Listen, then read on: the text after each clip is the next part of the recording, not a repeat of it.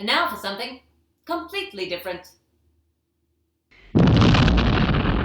The lineup for this matcha cake includes some unusual ingredients.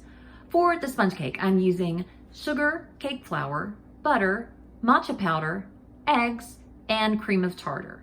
And I made some blueberry curd earlier this morning that we're going to use in the filling. And for the whipped cream, I am replacing the vanilla with Saint Germain, which is an elderflower liqueur. For the matcha sponge cake, we will start by sifting together a cup of cake flour and 2 tablespoons of matcha powder.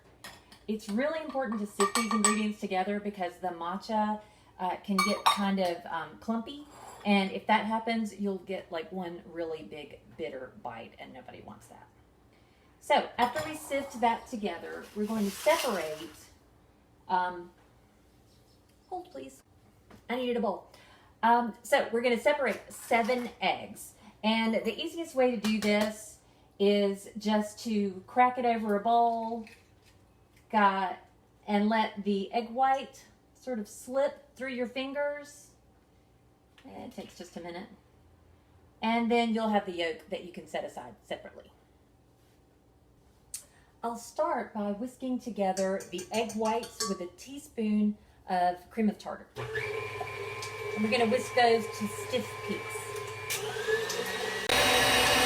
Once the eggs start to look foamy, I'm going to gradually mix in a half a cup of sugar into the egg whites, and we'll continue mixing until we see those stiff peaks. We have arrived at the peak of peakness.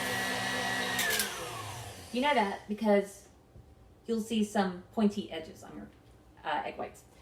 So I'm going to set these egg whites aside and wash out my bowl. I really wish I had a second bowl for my stand mixer. And then we're going to move on to the egg yolks.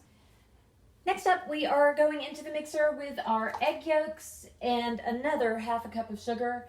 We will beat this together until it's pale, really creamy, and about doubled in size. Now that the egg yolks are pale and fluffy, I'm just going to sift that matcha flour mixture over the top and fold very carefully. I'm folding by scooping into the bottom of the mixture and then kind of rolling up to the top. We don't want to deflate these eggs. We want to keep as much air as possible in the mixture. After this is incorporated, I'm going to add our egg whites about a third at a time. And again, just mix it, fold it really quickly, just to incorporate the mixture and not overmix. And here's what we have so far. I'm going to go in with that final portion of the egg white mixture. And it's okay if you have a few streaks of meringue. You just don't want any clumps of flour. You want to make sure all that flour is incorporated. So I'm going to get this last portion mixed in, and then we're going into a prepared pan and in a 350-degree oven. It's so fluffy! Now we're just going to scoop this into our, or I think pour it in actually, into our prepared pan. I've just got a little parchment sheet on the bottom. Well, I guess I can show you. Parchment on the bottom with some butter and a little of that matcha flour. And we will spread it evenly into the pan and go into the oven for about 10 minutes. And you'll see that when the cake is ready, it will start to pull away from the sides of the pan. We're gonna let this cool completely and then fill it and roll it. I honestly have no idea if this is going to work.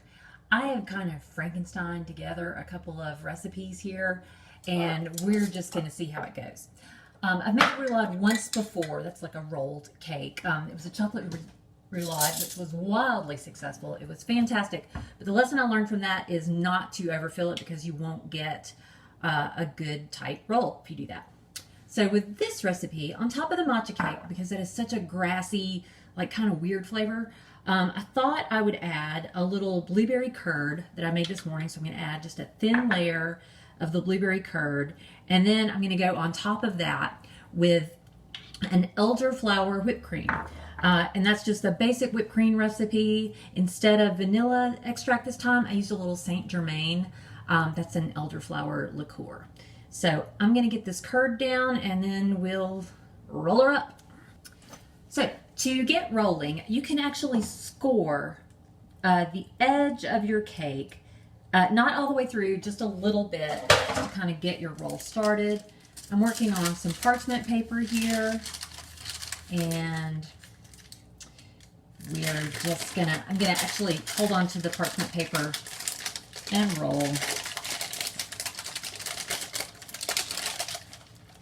And try to work carefully so we don't break the cake.